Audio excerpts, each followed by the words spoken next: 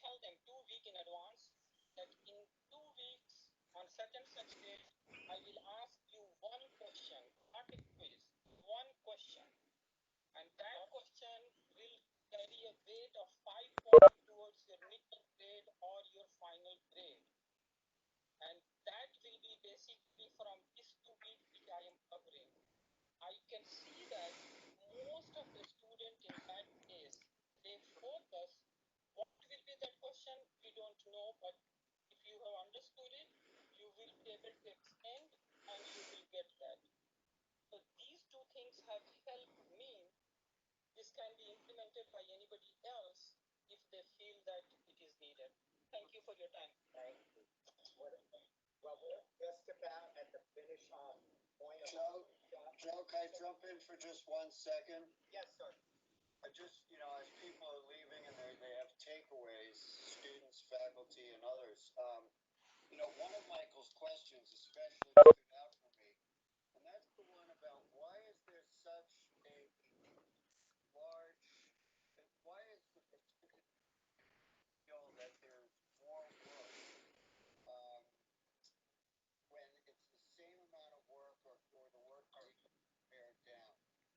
I think that that's a big question that shouldn't just end in this workshop. That's a really, really powerful question. That students navigate their coursework differently when they're on the count because they have the opportunity to charm the professor, through face-to-face interaction, and don't have to really create a logical, scholarly response to a question. There's a lot of perspectives on that.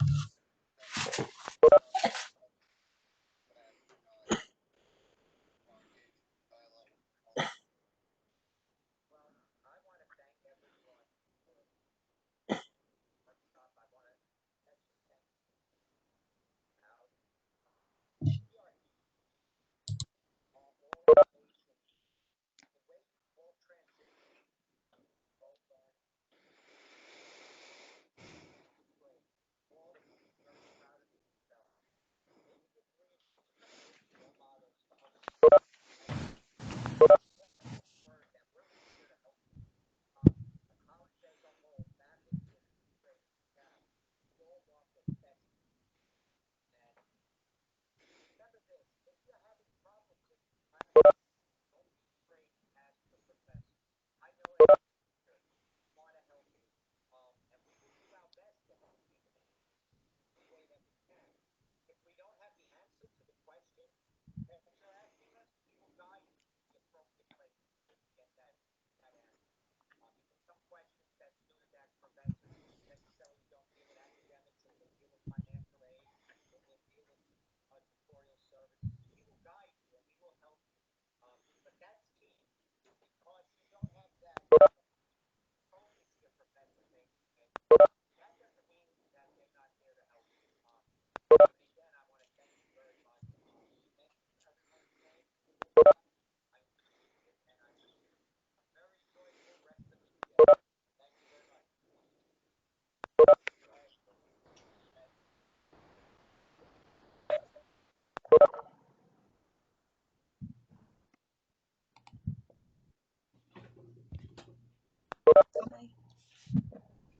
Hello. Good Hello. afternoon.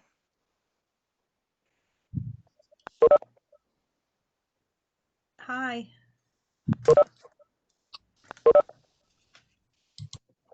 So it sounds like individuals are still calling in, so I'm going to give about another minute or so for individuals to join us, and I'm going to ask everyone to please mute their microphones.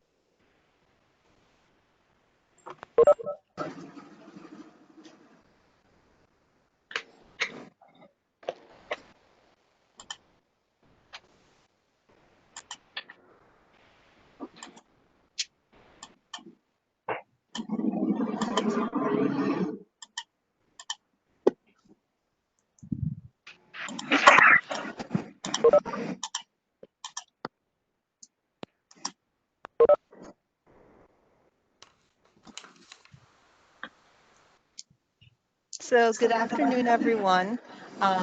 My name is Jackie Safant. I'm the new Director of Accessibility Services here at Hudson. I'm going to ask everyone to mute themselves so that we don't have any echoing or anything else. Um, I'd like to apologize at the onset, but this morning I had some technical difficulties at home. So I am actually here in the office, and my camera, I don't have a camera on my computer. So while everyone can hear me, they're seeing my lovely picture that I have on WebEx. Um, so this afternoon, I'm grateful to be able to speak to you all today.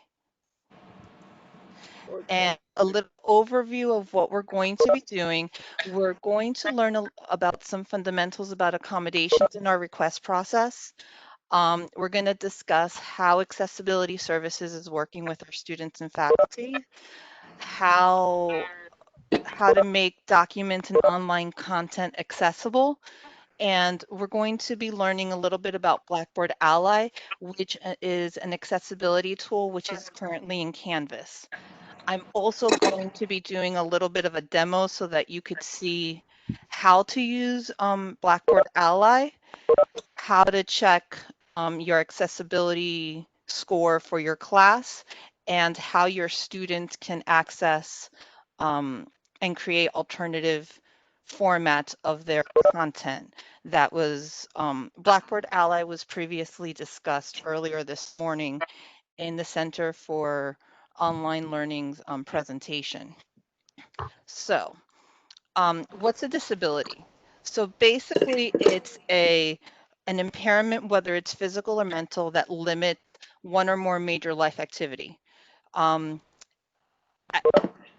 some of these major life activities can include things like seeing, walking, talking, reading, writing, concentrating, sleeping. And what's an accommodation? It's basically an adjustment to a policy or the academic environment that ensures students with permanent or temporary disabilities to have equal access to material, information, activities, programs. Accommodations are basically meant to level the playing field to provide access to the student with a disability. Reasonable accommodations are modifications that eliminate barriers to the extent possible to physical or instructional barriers encountered by the student with disability, so that the student can basically start at the same at the same pace, at the same as a student without a disability. So for example, examples include things like the student who's deaf or hard of hearing who uses a sign language interpreter or CART to be able to participate in their classes. Otherwise, the student would not know what's occurring in class without that access to the interpreter or CART. Another example is a student who is blind or visually impaired that uses screen reading software in order to have documents and or books read to them because they can't physically see the document. Um, Reasonable accommodations don't pose a direct threat to personal or public safety.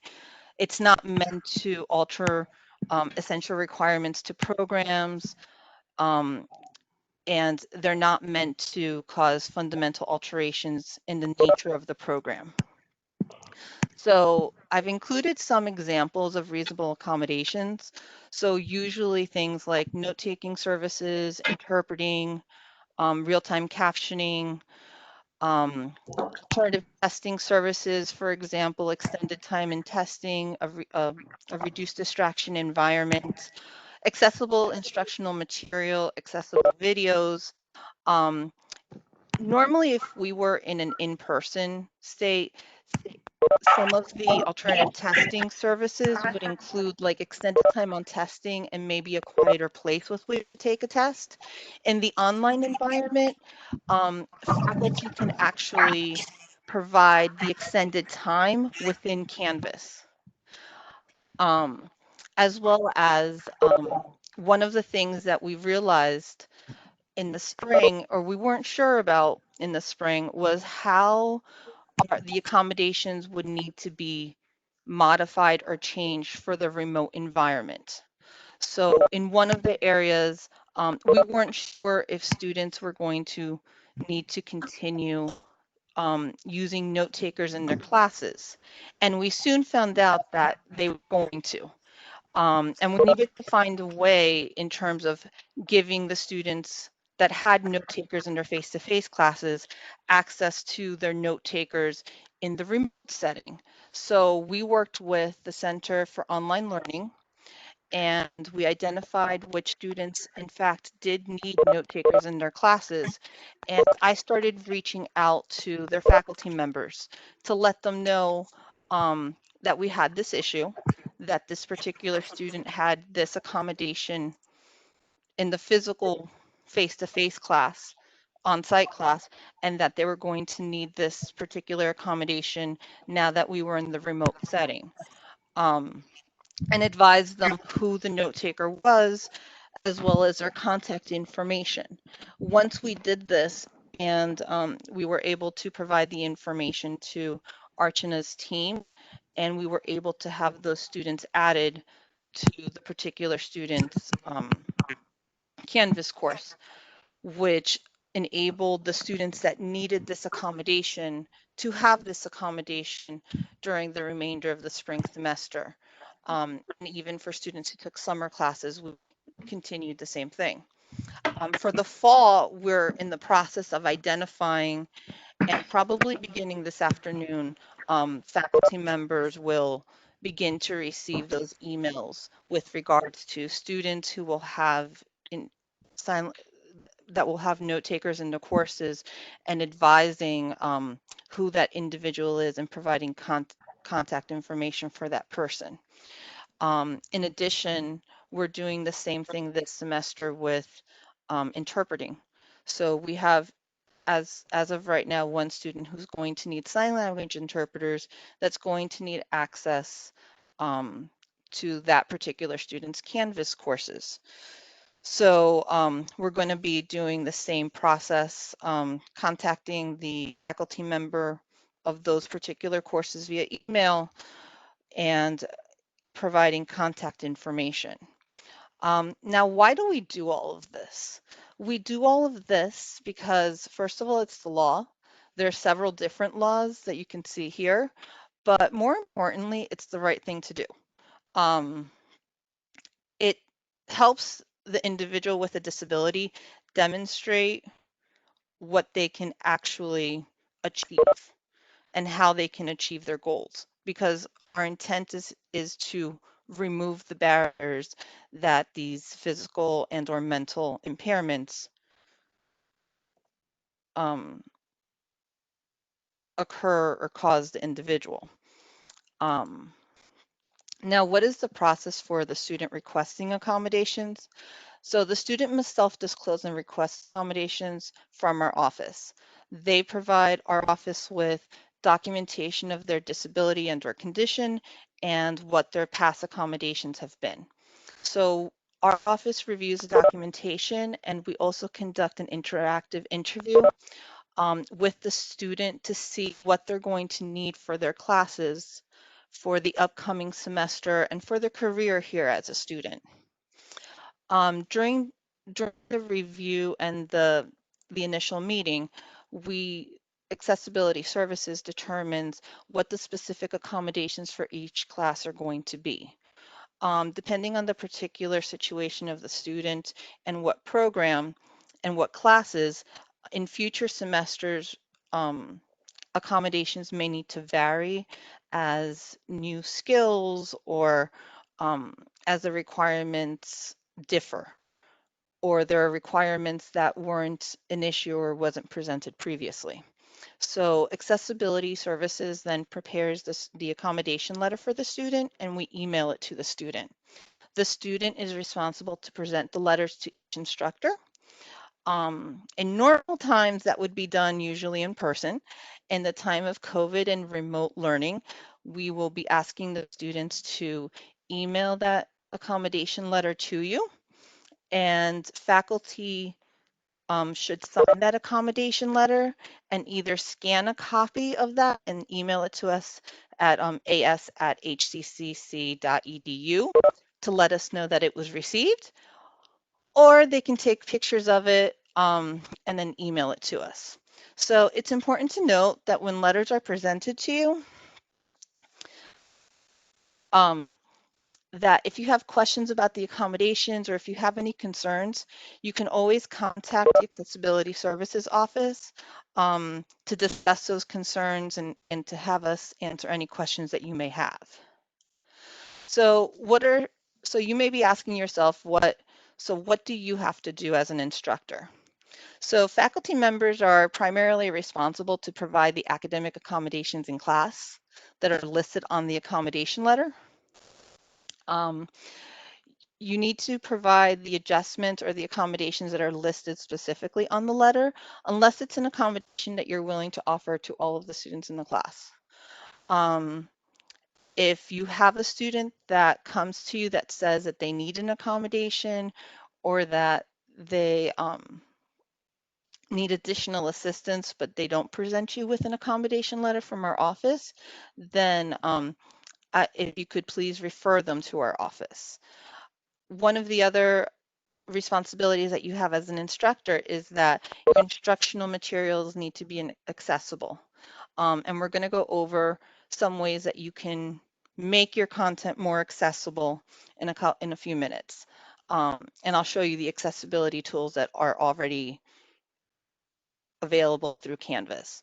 You need to maintain confidentiality, so faculty shouldn't ask the student about the nature of their disability or ask them to provide medical documentation because the student already has done that, except they've done that to the Office of Accessibility Services. So students who have an accommodation letter have already gone through this process specifically with our office. We ask that faculty implements best practices in their teaching to reach a diversity of learners. Like some of the tools that I'll be discussing, and even some of the some of the things, for example, captioning doesn't only help the person who's deaf or hard of hearing, but can also assist the English language learner um, or the student that has a learning problem in terms has a learning disability in terms of being able to better process the information that they're hearing. Um, and most importantly, faculty shouldn't alter their course or lower course expectations at the request of the student. Um, nothing, we would never ask you to do that. The student needs to be otherwise qualified. They have to meet the same requirements that everyone else does.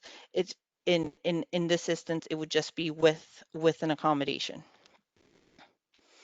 What have been some of the challenges, some of the for students with disabilities with online courses? Some of the challenges that they've experienced are some of the same challenges that students without disabilities have experienced. So, for example, issues with connectivity to the internet, issues with access to the internet, um, issues with having a laptop, not having a laptop, which luckily Hudson has assisted students with the loaner program. Um, additional issues may be things like students' technology may or may not be compatible with the online learning materials. So for example, students that use screen readers, magnifiers, or voice dictation software might not be completely compatible.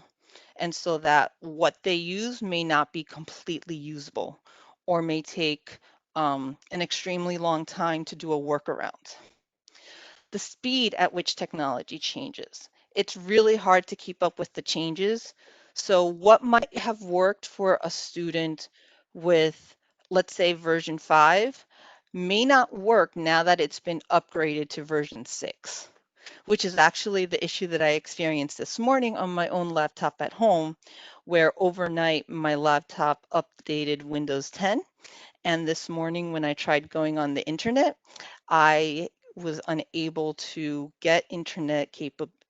I was unable to connect to my Wi-Fi, and after trying for an hour, decided that I needed to come into the office.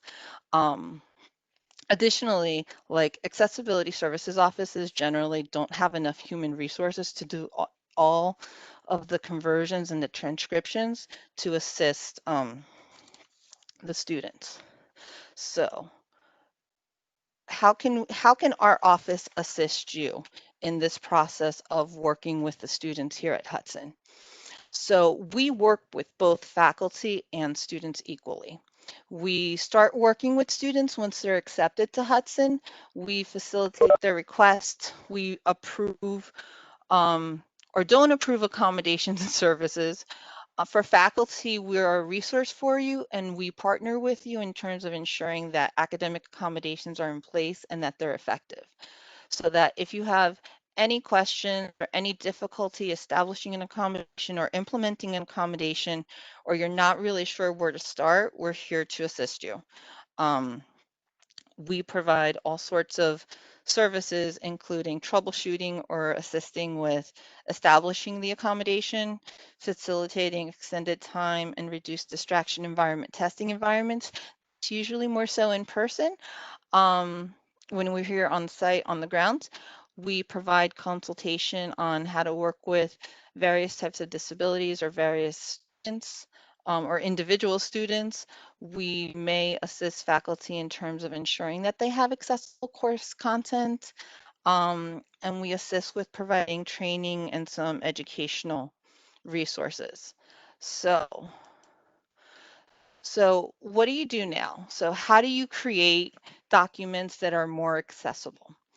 One of the nice things about the Microsoft Office is that they have built-in accessibility checkers in Word, Excel, and PowerPoint. Um, so that once you're completing a PowerPoint, you can actually check to see what aspects of it are accessible, or if it's not accessible, it gives you tips as to how to make it accessible.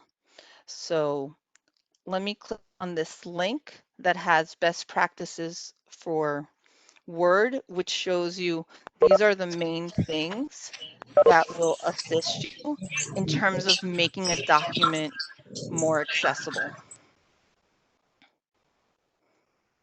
So things like including alternate text with any visuals, whether you have a document that has pictures, you have a document that has a graph or that has a table. And if I clicked here has to how to fix it, it gives me directions as to how to go about doing it. And it will tell me if it's Jacqueline, You have a green screen. oh, Jacqueline, we can only see a gray screen. oh, I'm sorry. Um, so what I was trying to show you was a link for information on best practices for Word.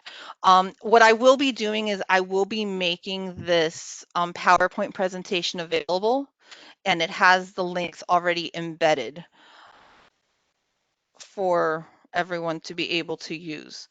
In addition to Word, PowerPoint and Excel also has these also uses these accessibility checkers.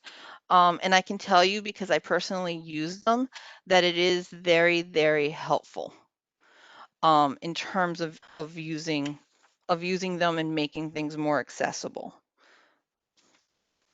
Um, Now, what can you do in Blackboard Ally? So Blackboard Ally is basically an accessibility tool that's already within Canvas. So what I'm going to do now is I'm going to stop sharing the PowerPoint and I'm going to go into Canvas directly. So I'm hoping that I'm able to do that without having too much of an issue. Uh,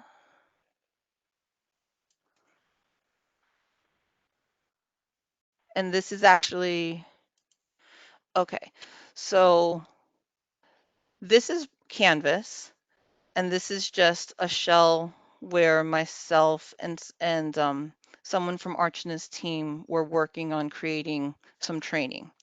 But I figured that I would use this in order so that you could see how Blackboard Ally works and how you can access it. So on the left-hand corner here, there is an accessibility report. So this accessibility course, and if you look here, it says 63%. So this particular course is 63% accessible. If you look in this colorful little pie, it tells you what the course content is, all like how many course content, I guess, pieces are here. Over here, where it says 17, there are 17, these are the easiest issues to fix. So if I click on start, it brings me to the different documents that are very easy to fix. And if I just click on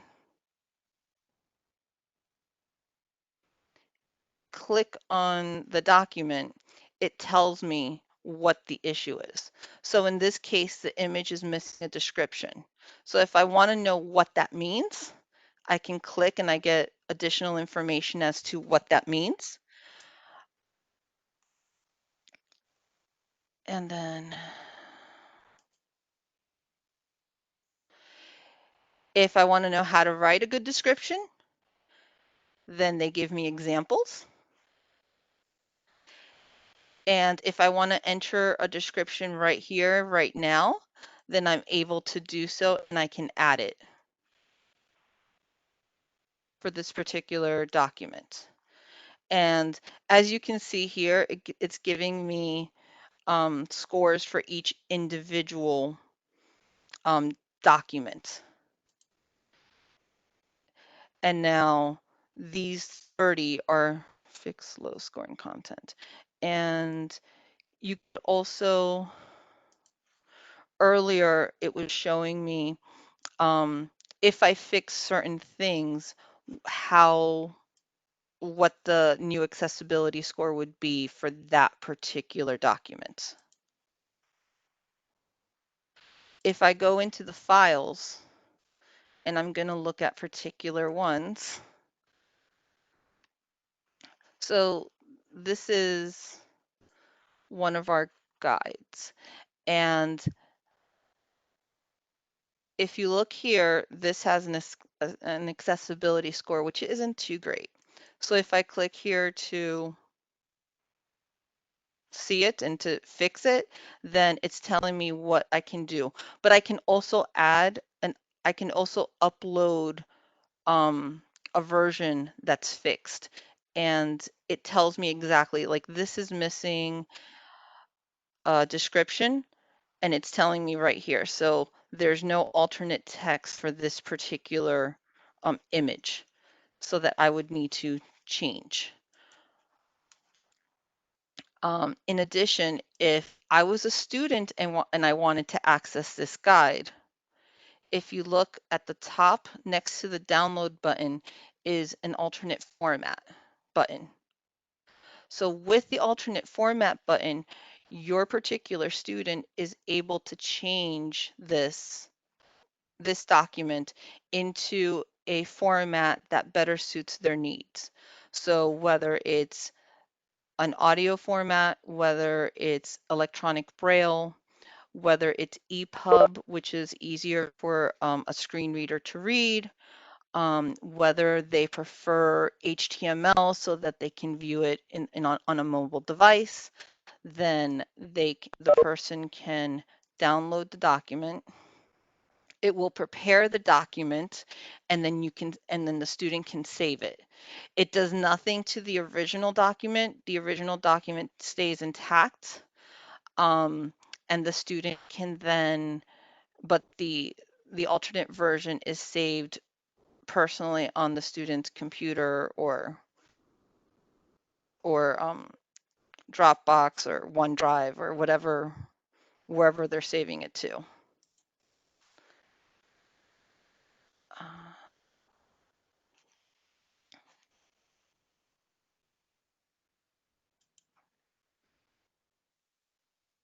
Okay. All right.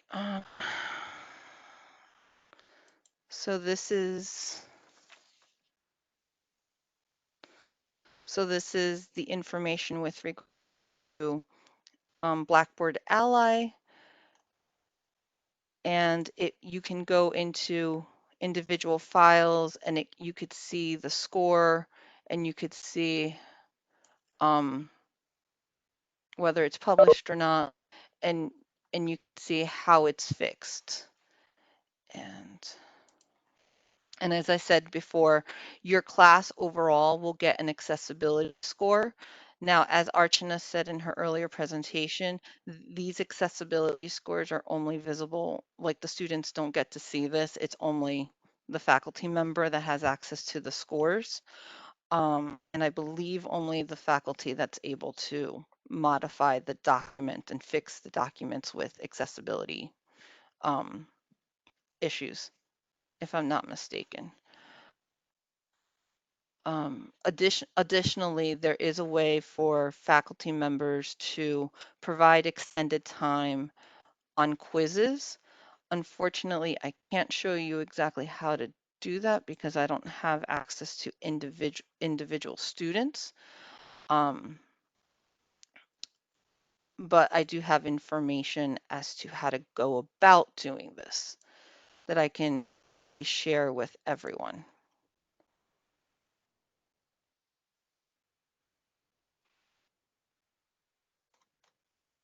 So now,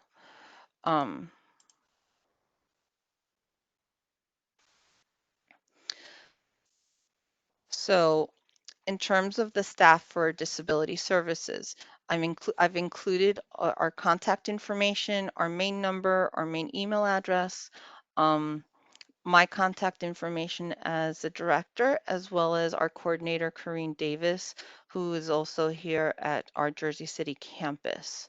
Now, in the last 10 minutes or in the last few minutes that we have, I'm going to open it up to questions.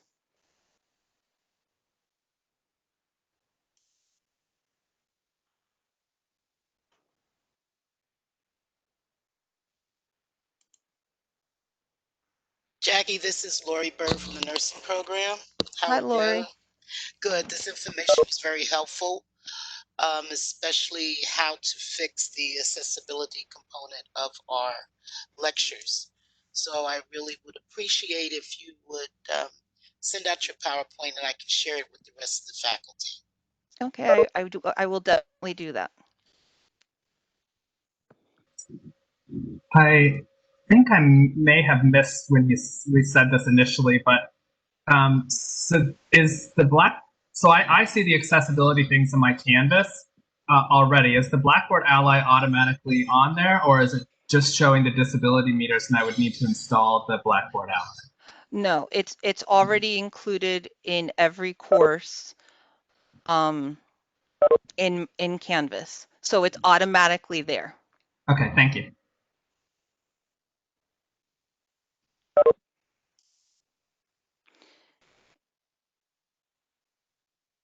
Any other questions? Any other concerns?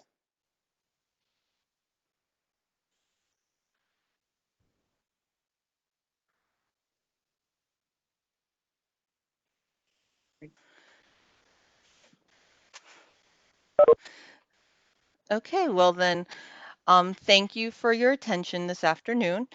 I appreciate that you participating in this workshop, and I look forward to working with many of you during this upcoming semester. Thank you. Thank you. Thank you.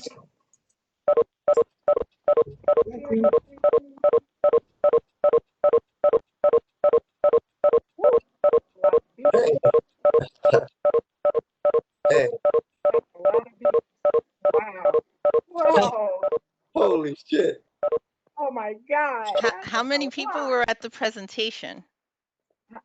Over 70? Okay. Well, then I guess it was a good thing I couldn't see everyone. They were beeping. So quick question. So whoever, hi Nancy. Dr. Nancy, I haven't seen you in such a long time. Hey Craig. Oh, I'm sorry. Are you talking All right. to me? I was. Okay, good. Jackie, it's Kelly. You did so great. Oh, well, thank you. You guys. So I was just, so whoever did the recording, Well, Lisa, I can end it. okay, you got it. Got it. I'm gonna run to a few others. I feel like I'm about to